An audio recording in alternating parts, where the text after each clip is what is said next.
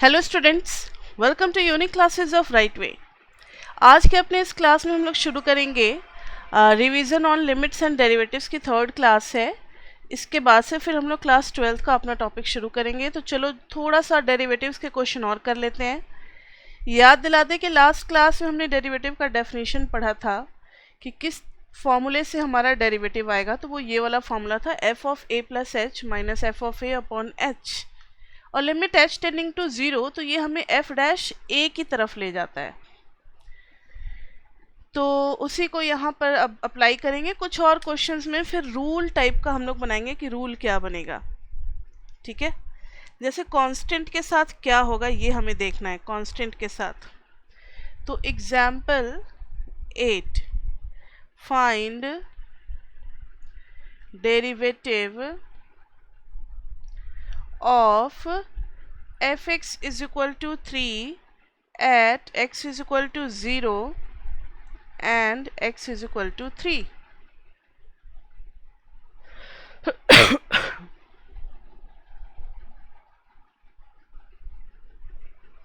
ठीक है, तो यहाँ देखो, सबसे पहले f डैश एट 0 लिखेंगे। तो अब a की वैल्यू 0 है तो लिमिट h टेंडिंग टू हमेशा 0 तो होगा ही होगा। f of 0 plus H minus F of 0 upon में h, this will be limit h tending to 0। Function कहता है कि चाहे आपके पास अंदर में कुछ भी हो, फंक्शन की वैल्यू हर बार क्या आएगी, 3 ही आनी है। तो 3 माइनस 3 मतलब 0 प्लस एच पे भी फंक्शन की वैल्यू 3, 0 पे भी 3 अपॉन एच। लेकिन ये क्या, लिमिट h टेंडिंग टू 0, पहले ही ये चीज़ 0 हो चुका है। लिमिट लगाने के पहले 0 तो 0 हो गया। आप ये नहीं कह सकते कि मैम 0 बाई 0, जब h की वैल्यू 0 पुट करेंगे तब 0 होगा, नहीं, पहले ही 0 बाई एनीथिंग इज व्हाट, 0। एक बार और लिख दो, 0 बाई एनीथिंग इज 0, तो 0 ही आ गया।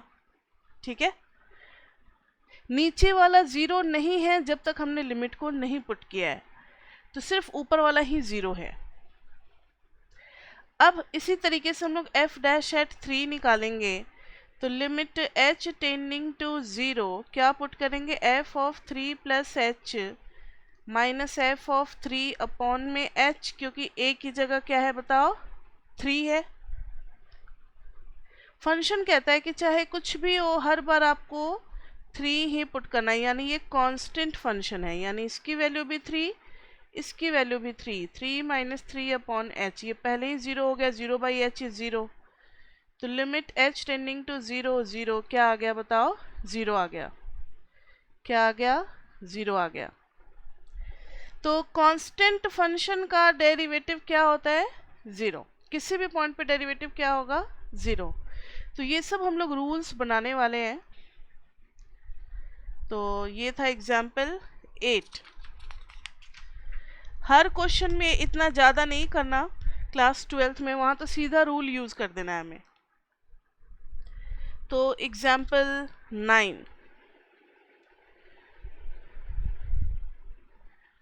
अच्छा इसको रूल बना लेते हैं ना फिर, कि d by D x of constant is equal to 0। अभी जो हमने पढ़ा इसको हम लोग कहते हैं constant function. F x is equal to C is called constant function.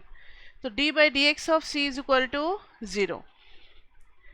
फिर है example 9, F x is equal to है 10x और इसका डेरिवेटिव निकालना है।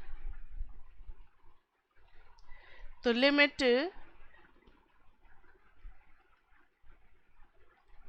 f dash x is equal to limit h tending to 0, किस पे निकालना है, कुछ दिया हुआ है नहीं, x पे निकालेंगे। तो x plus H minus F of x upon h, so this will be limit h tending to 0।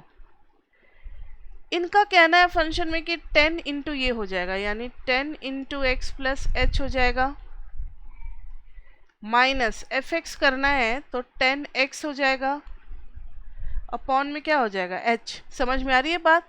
Function था 10 इंटू एक्स, यानी अंदर में जो है उसके साथ 10 मल्टीप्लाई कर दो। यहाँ x प्लस एच था तो 10 मल्टीप्लाई कर दिया, यहाँ पे खाली x था तो 10 मल्टीप्लाई कर दिया।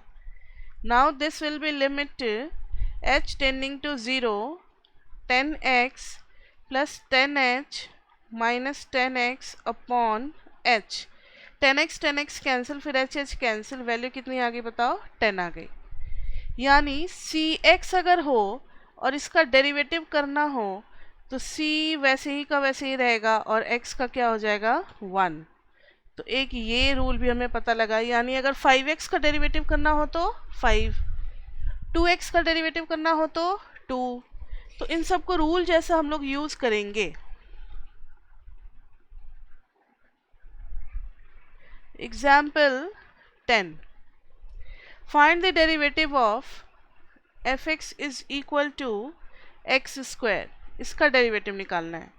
तो फिर वही फॉर्मूला लगाएंगे, F dash X is equal to limit h tending to 0 f of x plus h minus f of x upon में h।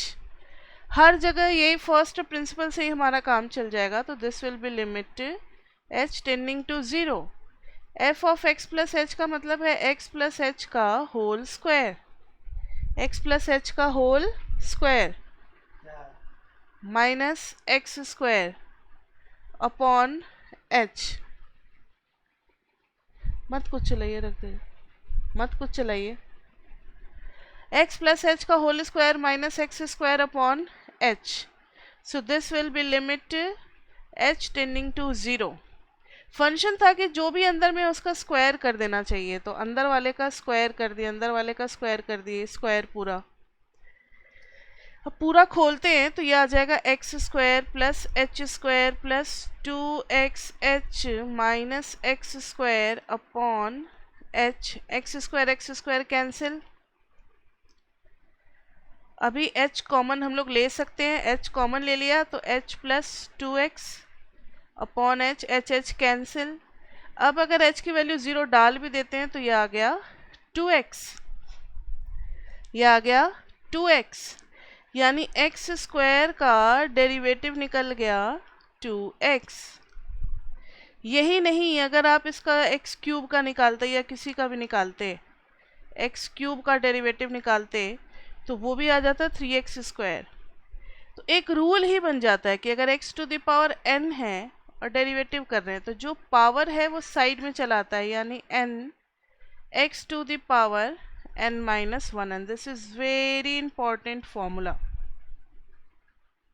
मतलब ये तो इतना इंपॉर्टेंट फॉर्मूला है कि इससे आप मतलब 70-80% डेरिवेटिव का सारा सॉल्व कर सकते हो, कि जो भी पावर है उस पावर को साइड में लेते आना है और पावर 1 से कम चला जाएगा हमेशा।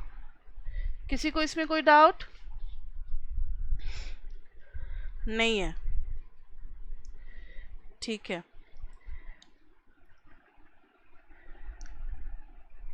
अब एग्जाम्पल 12 है, F x is equal to 1/x।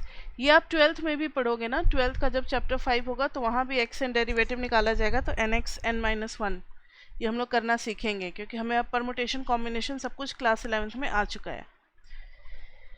तो यहाँ देखो F x is equal to 1/x।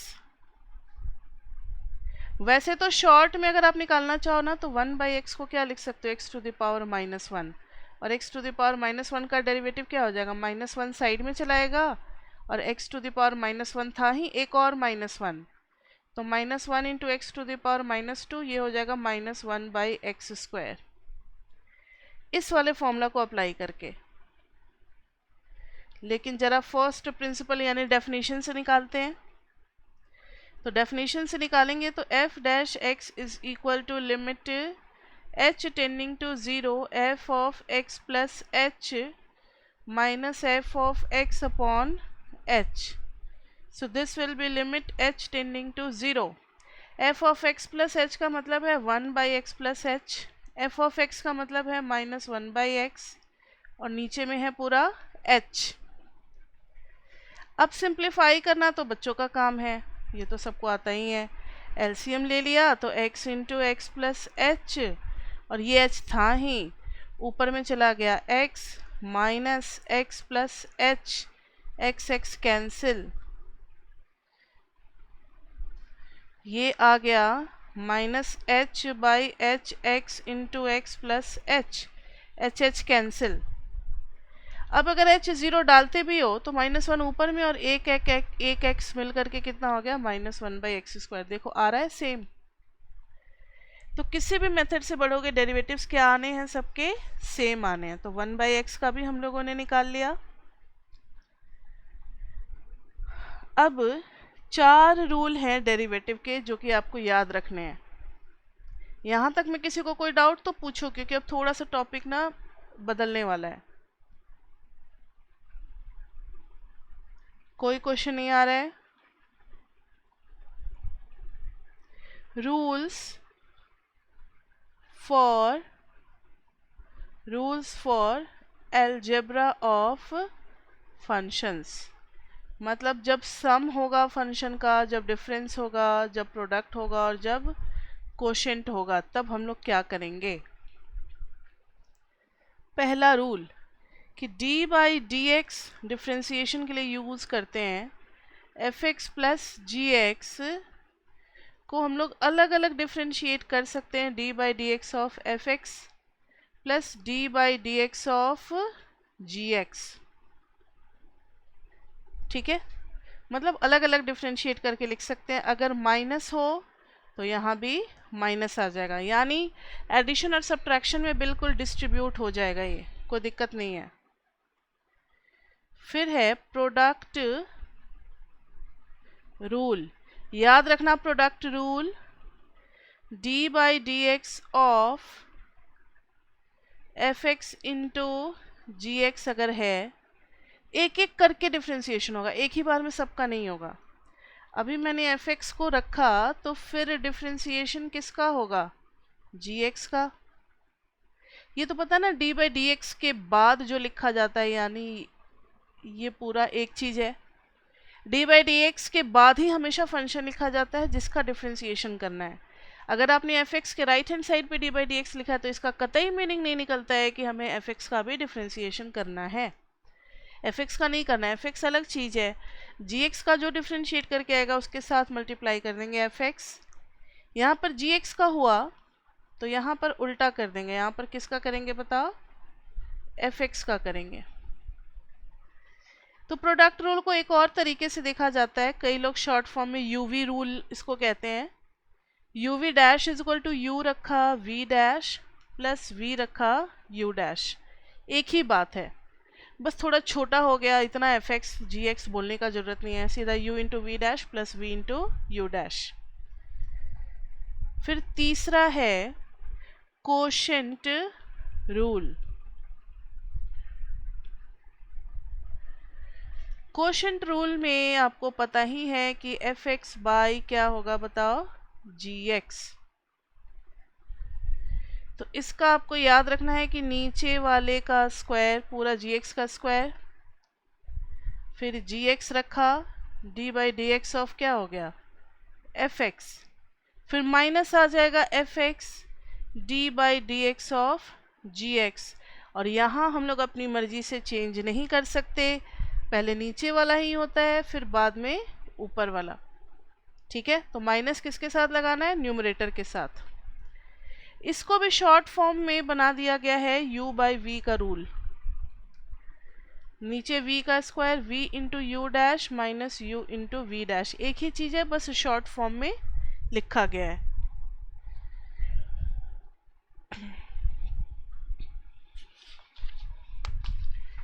ये हो गया।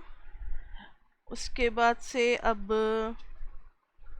कुछ क्वेश्चन और हम लोग कर सकते हैं, 13, 14, 15, 16, 17, 18, चलो ये सब करते हैं हम लोग।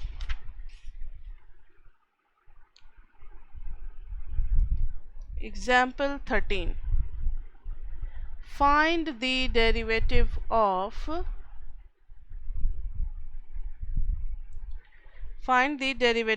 6x 100 minus x to the power 55 plus x।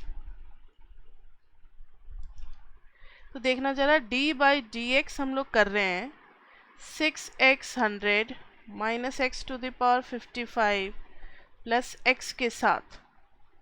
तो जो रूल हम लोगों ने पढ़ा है उस रूल के अकॉर्डिंग ये हो जाएगा D by D x of 6x 100 फिर minus D by D x of X to the power 55 plus D by D x of X. अब देखो ये 6 तो बाहर और x टू द पावर 100 का डिफ्रेंसिएशन अब हमें करना है, तो D by D x of X to the power 100 minus यहाँ पर जो पावर है ये आ जाएगा नीचे और x टू द पावर 1 हो जाएगा कम।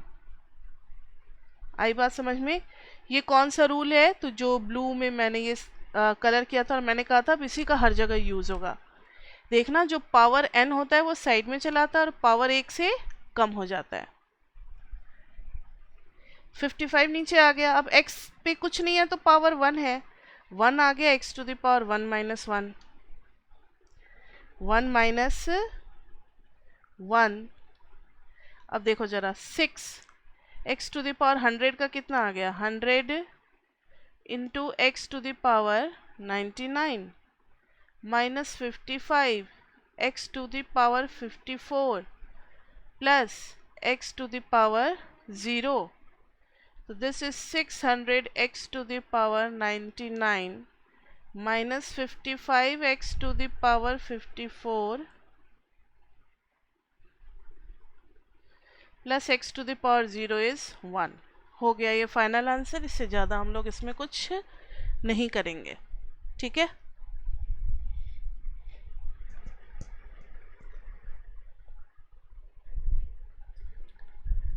उसके बाद से है एग्जाम्पल 14। समझ में आ गया ये सबको?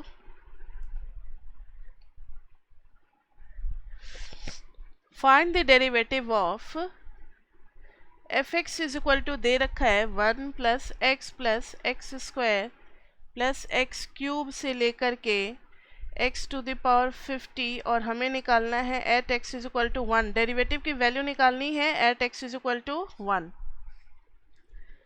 देखना जरा, एफ डैश एक्स निकालेंगे तो D by D x of सब पे अलग अलग ब्रेक कर देंगे, 1 plus D by D x of X plus D by D x of X square plus D by D x of X cube plus D by D x of X to the power 50। X to the power 50 last term है। Constant का differentiation क्या, 0 किया था हम लोगों ने, वो 3 वाला आज का फर्स्ट एग्जाम्पल था। हाँ, F x is equal to 3 के लिए जैसे 0 हुआ है वैसे ही 1 होता तो यहाँ भी 1 यहाँ भी 1 तो भी 0 आ जाता ना। तो कांस्टेंट का डिफरेंशिएशन हमेशा क्या होगा, 0। x का पावर 1 है, 1 आ गया x to the power 1 minus 1। x का पावर 2 है, 2 आ गया x to the power 2 minus 1। x का पावर 3 है, 3 आ गया x to the power 3 minus 1।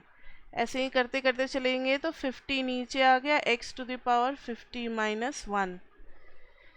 ये आ जाएगा 0 1 और x to the power 0 is 1, तो ये 1 plus 2x plus 3x square से लेकर के कहाँ तक, 50x टू द पावर 49 तक। अब इसमें बोल रहे हैं कि at x is equal to 1 हमें डेरिवेटिव निकालनी है, तो f डैश एट 1 यानी हम लोग at x is equal to 1 put कर देंगे LHS में भी और RHS में भी। तो LHS में आ रहा है f डैश एट 1 यानी हम लोग डेरिवेटिव एट 1 निकाल रहे हैं, विल बी इक्वल टू, हर जगह x की जगह 1 डाल देना है, तो 1 प्लस 2 प्लस 3 से लेकर के 50। कोई मुझे बता सकता है इसका वैल्यू 1 2 3 4 से लेकर के 50 नेचुरल नंबर है और कॉन्जिक्यूटिव नेचुरल नंबर का सम क्या होगा? किसी को याद है? APGP में पढ़ा था आप लोगों ने? बताओ जल्दी बच्चों, 1 से लेकर के 50 तक का सम क्या होगा, याद है?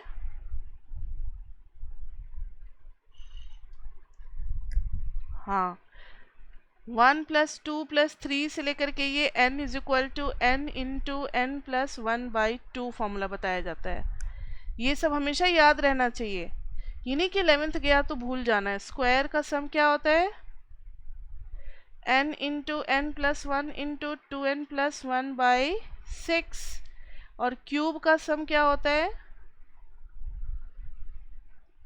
इसी का स्क्वायर हो जाता है, यानी n × n + 1/2 का होल स्क्वायर। ये 3 का तो सबको याद होना ही चाहिए कम से कम, बाकी का होगा तो निकाल लेंगे।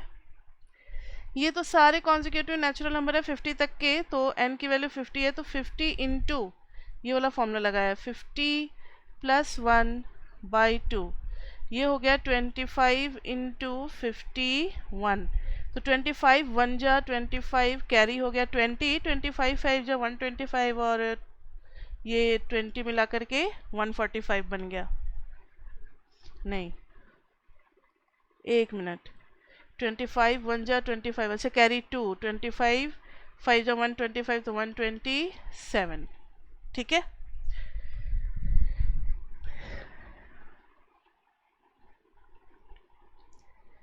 एग्जाम्पल 15,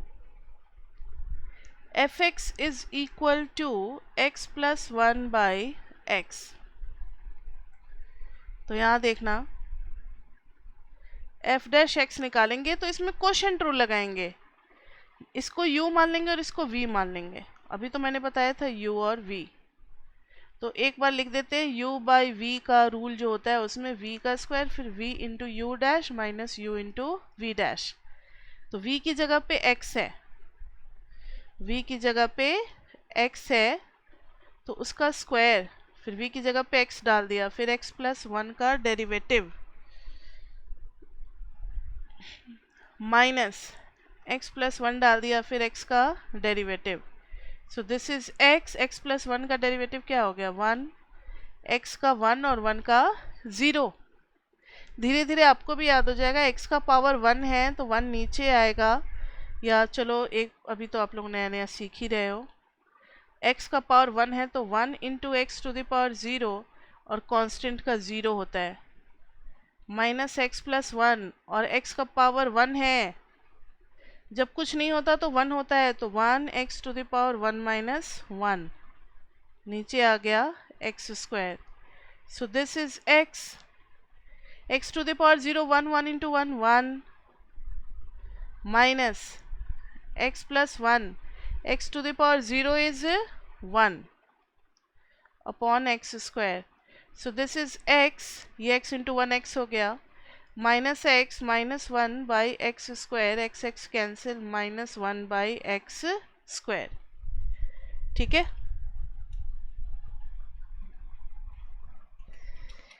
इसमें किसी को कोई डाउट?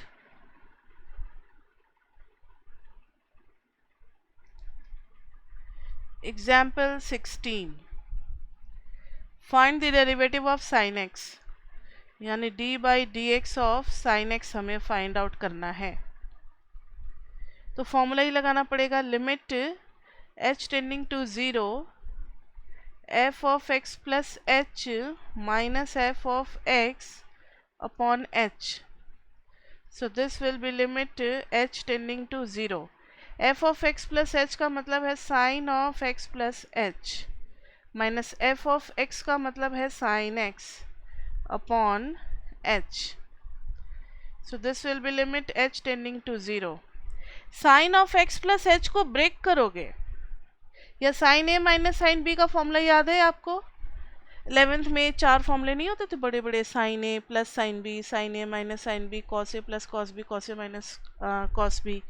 तो sin a minus sin b में 2 cos दोनों का सम करके बाई 2, यानी x plus h plus x by 2, और फिर आ जाता था sin, तो दिस माइनस दिस बाई 2, यानी x plus h minus x by 2 upon में क्या आ गया बताओ h, x x cancel, limit h tending to 0 to cos, ये 2x है बाई 2 तो क्या हो गया x ही रह गया, और plus h by 2 into sine h/2, नीचे है h।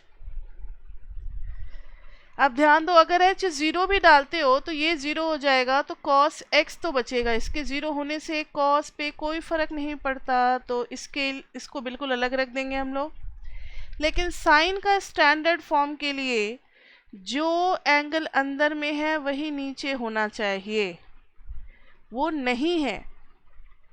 तो देखो हम लोग क्या करेंगे, इसको तो अलग कर ही दिया क्योंकि इससे कोई ज़्यादा डिस्टर्बेंस नहीं होगा।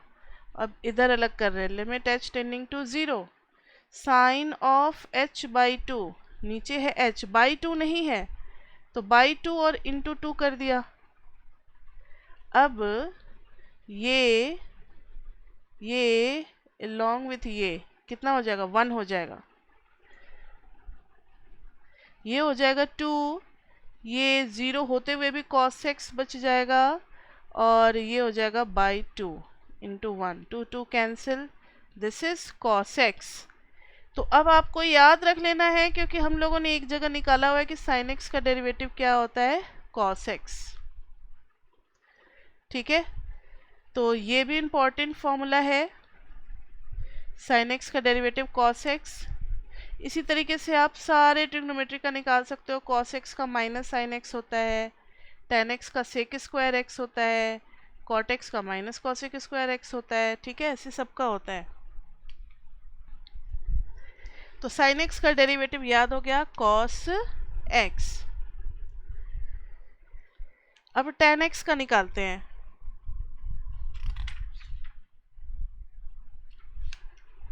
तो d by dx of tan x, तो देखना जरा, लिमिट लगा देंगे h टेंडिंग टू 0, और फिर या इसके लिए होमवर्क में आपको दे देते हैं, डू इट योरसेल्फ, कि cos x का डेरिवेटिव जो होगा वो माइनस sin x आएगा, ये आपको खुद करना है। ठीक है, tan x का भी हम लोग क्लास में करते हैं। ये हो जाएगा f of x plus h minus f of x upon में h, so this will be limit h tending to 0। f of x plus h का मतलब है tan of x plus h minus tan of x upon h, so this will be limit h tending to 0। अब tan a minus tan b का formula तो उतना नहीं याद है, तो इसको साइन और कॉस में बदल लेना चाहिए। जब भी आपको ट्रिगो से डर लगे तो आप हमेशा उसको साइन और कॉस में बदल लो, देखना काम थोड़ा इजी हो जाएगा। ठीक है, और 1/h तो बाहर, इस h को बाहर ही ले लिया। यह आ गया limit h tending to 0, 1/h। अब लेंगे हम लोग LCM, दोनों को एक साथ लेकर के आएंगे। तो cos of x plus h into cos of x, ऊपर में आ जाएगा cos of x into sine of x plus h minus sine of x into cos of x plus h। यह आ जाएगा लिमिट h टेंडिंग टू 0। देखना जरा, कुछ बन रहा है ऐसा फॉर्म। अगर h 0 डाल भी देते हैं, नहीं साइन के साथ जाना चाहिए ना h,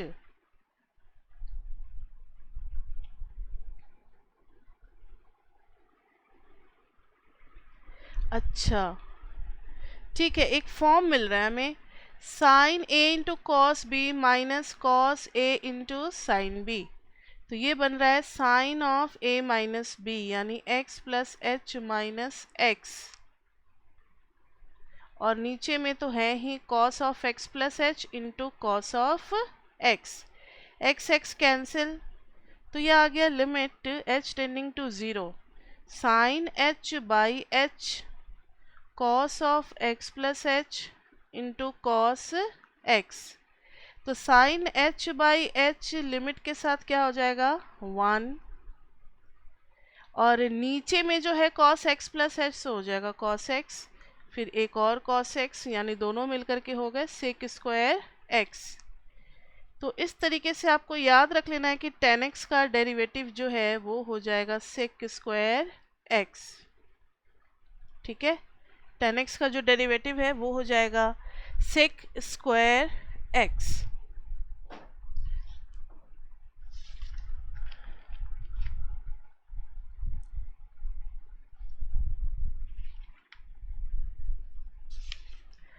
और अब कुछ क्वेश्चन कराते हैं, जैसे डिफरेंशिएशन का। एक क्वेश्चन और कराते हैं, टाइम है अभी 8 minute. d by D x of x to the power 5 minus cos x upon sine x। और थोड़ा सा आपको याद दिला दें कि साइन x का डेरिवेटिव क्या हम लोग लिखेंगे, cos x का डेरिवेटिव क्या लिखेंगे, minus sine x। tan x का डेरिवेटिव क्या लिखेंगे, sec स्क्वायर x। ये तीन चीज़ें तो हम लोगों ने देखी है अभी।